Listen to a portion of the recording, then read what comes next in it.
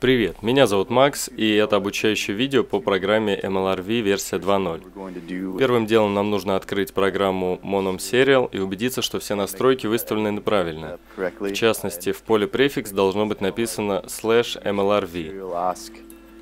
Далее нам нужно продолжить работу уже непосредственно в программе MLRV. Для этого мы открываем папку, в которой она находится, и запускаем файл с именем подчеркивание MLRV.maxpad. And this is going to take a little bit of time. You might want to consider the things you've done with your life and the things that you'd like to do with your life while the patch loads. Oh, there it is. Итак, мы видим окно приветствия. Здесь перечислены те, кто участвовал в разработке этой программы. После этого нам открывается непосредственно интерфейс. В левой части у нас находится область сэмплов, в которой мы можем переносить сэмплы и управлять различным образом. В правой части у нас находится область контроля. Это фейдеры управления громкостью и посылом, настройки дилея и сэмплирования, настройки мэппинга и темпа. Далее открываем настройки. Здесь мы можем выбрать из различных пресетов устройств. В данном случае мы оставляем Monom 64. Также здесь находятся настройки аудиодрайвера, где мы выбираем устройство, через которое будем выводить уже непосредственно звук.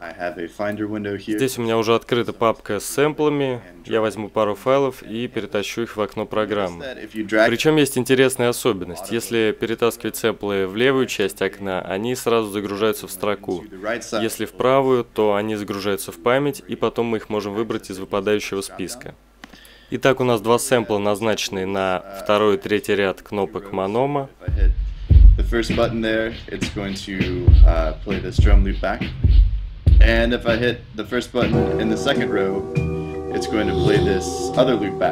Но дело в том, что эти сэмплы не могут играть одновременно из-за того, что они находятся в одной группе. В MLRV у нас есть 4 группы сэмплов, мы можем их расширить до 6, если появится такая необходимость, но у нас ее нет. Поэтому мы выставляем второй сэмпл во вторую группу и видим, что теперь они могут играть одновременно.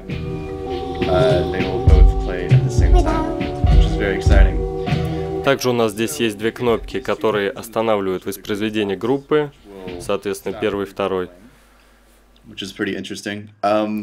Каждый сэмпл имеет множество настроек. Это количество шагов, на которые будет разделен сэмпл. Далее настройка октавы, то есть смещение по высоте. Также у нас есть кнопка, которой мы можем менять направление воспроизведения.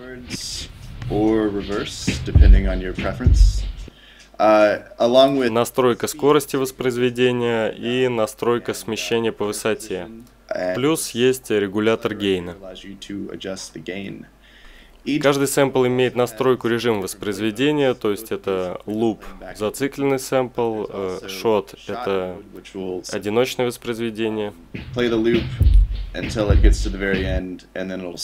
Также у нас есть режим slice, то есть сэмпл воспроизводится, пока мы держим палец на кнопке.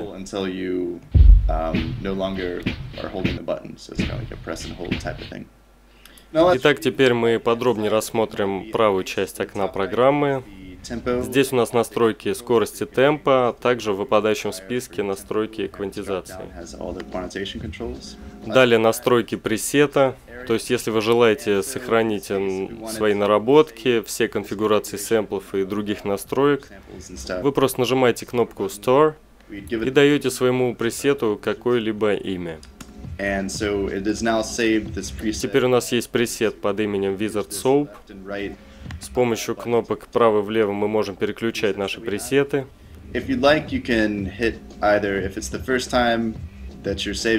Если это первый раз, когда вы сохраняете пресеты, то вы нажимаете кнопку Save и создаете файл своих пресетов.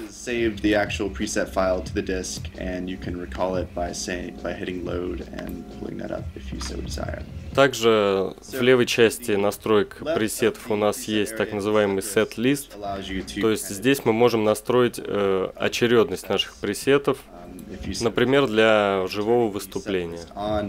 Will then change the order in left and right when you go through your presets. So you can kind of arrange your presets in an interesting way for a show, if that's what you would like to do. Если вы желаете выводить звук из программы MLRV по протоколу rewire, например, в программу Ableton Live, первым делом вам нужно закрыть Max MSP вместе с открытым MLRV и открыть Ableton Live, чтобы он стал rewire хостом. После этого мы открываем MLRV и заходим в настройки. Нам нужно убедиться, что переключатель rewire установлен в положение on. Возвращаемся в окно программы Ableton Live. Для первой аудиодорожки мы выбираем источник звука Max MSP и первый и второй канал. Далее мы создаем вторую такую же дорожку, но канал выбираем третий, четвертый. После этого устанавливаем переключатель монитор в положение in и нажимаем кнопку play. Теперь мы можем играть на мономе, и звук будет выходить через Ableton Live. Audio things are coming through.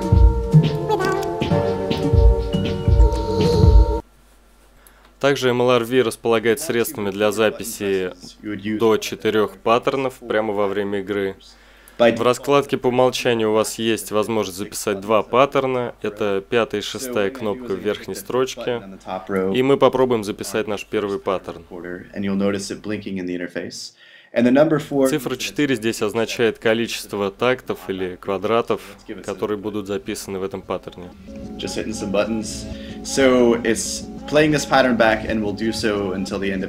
Паттерн будет воспроизводиться до тех пор, пока вы не нажмете кнопку этого паттерна и остановите его воспроизведение.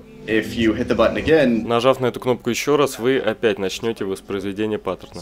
Если вы хотите удалить паттерн, вам сперва его нужно остановить, после этого нажать на кнопку, подержать какое-то время и отпустить. MLRV также располагает встроенным эффектом дилей, который управляется по умолчанию 7-й и 8-й кнопкой в первом ряду. 7-я кнопка отвечает за включение и отключение этого эффекта. В правом нижнем углу программы мы можем управлять с помощью фейдеров уровнем посыла отдельных групп сэмплов на эффект дилея и таким образом устанавливать степень влияния дилея на каждую отдельную группу сэмплов. 8-я кнопка отвечает у нас за параметр feedback. Его настройка также производится в окне программы, где вы можете менять параметры атаки и релиза.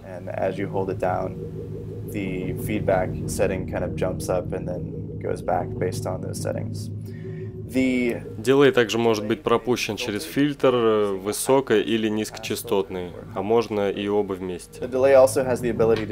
Есть настройка времени повтора. Также есть возможность синхронизации времени дилея с темпом проекта. Теперь немного о возможностях живого сэмплирования в MLRV. Рядом со вкладкой Delay у нас располагается вкладка Sample, которая дает нам возможность записывать сэмплы вживую и назначать их сразу же на любую строчку контроллера. Далее выбираем источник звука и нажимаем кнопку Go.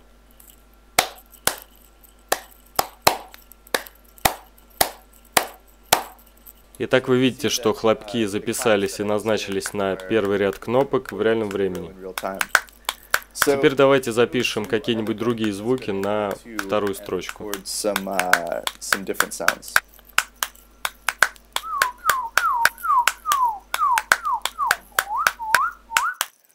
So we play that back.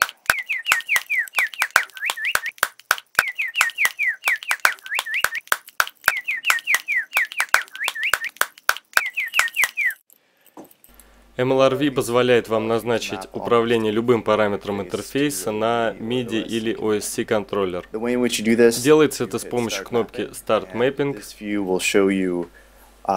И сейчас мы попробуем назначить управление переключением пресетов на кнопке Монома. Сначала выделяем кнопку в окне программы, после этого нажимаем любую незанятую кнопку в верхнем ряду контроллера. После этого нажимаем Stop Mapping. И если вы обратите внимание, то вы заметите, что в списке мэппинга появились назначенные только что нами команды. Теперь мы можем переключать пресеты с помощью кнопок Монома.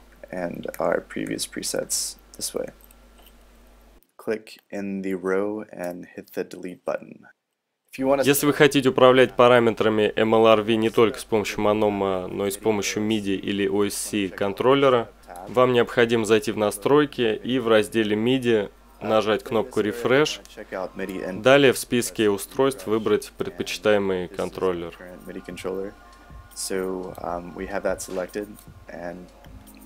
Таким образом, если вы хотите, например, назначить управление темпом на ручку контроллера, вам следует нажать Start Mapping, далее выделить значение темпа и покрутить ручку на контроллере. После этого нажать Stop Mapping, и мы сразу же видим, что наш контроллер появился в списке.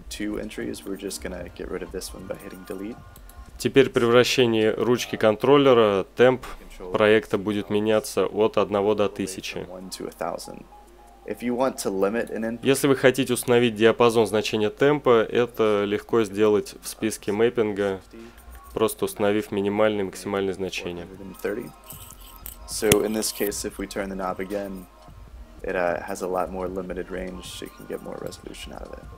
Если вы хотите управлять параметрами через OSC протокол, например, с помощью программы Touch OSC для iPad, вам нужно зайти в настройки и в секции OSC Remote выставить необходимые параметры, аналогичные параметрам в программе Touch OSC.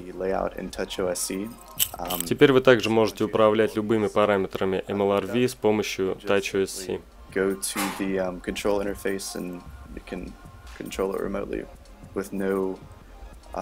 Intermediary software required.